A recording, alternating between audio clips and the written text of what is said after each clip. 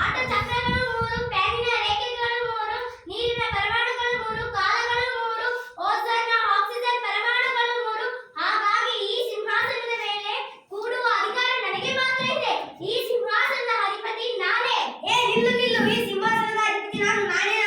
ಮಂಚಕ್ಕೆ ಕಾಲು 4, ಕುರ್ಚಿಯ ಕಾಲು 4, ಅಧಿಕ ವರ್ಷ ಬರಲು 4, ವರ್ಷಕ್ಕೊಮ್ಮೆ ವೇದಗಳು 4, ವರ್ಣಗಳು 4, ಸಾಮಾನ್ಯವಾಗಿ ಪ್ರಾಣಿಗಳ ಕಾಲು 4, ಚತುರ್ಭುಜದ ಬಾಹುಗಳು 4, ರಾಷ್ಟ್ರೀಯ ಲಾಂಛನದ ಮುಖಗಳು 4, ಕೋಣಗಳಲ್ಲಿ 4. ಆದ್ದರಿಂದ ಈ ಸಿಂಹಾಸನದ ಅಧಿಪತಿ ನಾನೇ.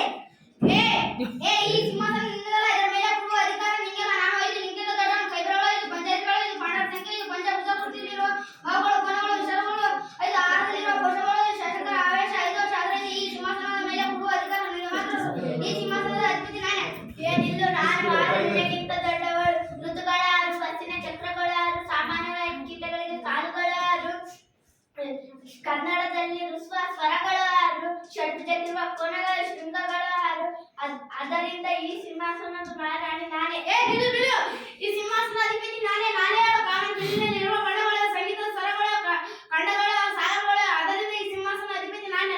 ಈ ಸಿಂಹಾಸನ ನಿಲ್ಲು, ನಿನಗಿಂತಲೂ ದೊಡ್ಡವಳು ನಾನಿದ್ದೇನೆ. ನಾನೇ 8 ದಿಕ್ಕುಗಳು 8, ಗ್ರಹಗಳು 8, ಅಷ್ಟಭುಜಾಕೃತಿಯಲ್ಲಿರುವ ಶೃಂಗಗಳು, ಬಾಹುಗಳು, ಕೋನಗಳು 8.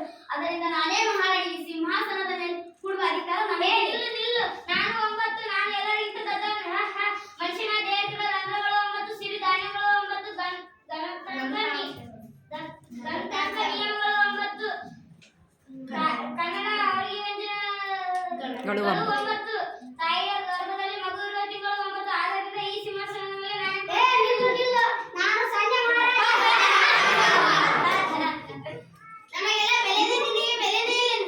ನೀನೇ ರಾಜ್ಯ ಹೋಗುತ್ತೆ. 2 ಕೈ 1 ಕೈ ರೋಸಿದೆ, 2 ಕೈ ಕಾಲಿದೆ ಎಂದರೆ 0 ಎಂದು ಅರ್ಥ. ಈಗ ನಾನು ನಿಮ್ಮ ಬೆಲೆಯನ್ನು ಹೆಚ್ಚಿಸುತ್ತೇನೆ.